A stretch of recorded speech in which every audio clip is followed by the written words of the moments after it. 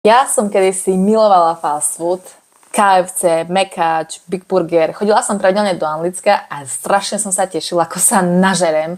Z tých fast foodových vecí dám si burger, hranolky, kolu. Milovala som aj Starbucks, karamelové frappuccino, extra krém a ešte extra cukor, bol akože top drink u mňa. Vždy, keď som jedla v reštike, tak to muselo byť buď len pizza alebo hamburger, aby to stálo viac za to. A teraz pozrieš na môj profil, na moje storky, na moje fotky a myslíš si, že ja som sa narodila fit, že som sa narodila so sebadisciplínou, s pevnou vôľou, že ja som prirodzene sebavedomá, mne všetko ide ľahko. Pravdou je, že ak by som robila iné voľby v živote a ja by som trpela nad váhou, možno by som bola sama obézna a bojovala by som s tou stravou a pohybom do nekonečna. To, ako fungujem teraz, sú naučené veci. Sebadisciplína, pevná vôľa, denné návyky, to sú veci, ktoré som učila samou seba, aby som mohla prekonať všetky tie stračky, ktoré sa mi diali a dokážeš to aj ty.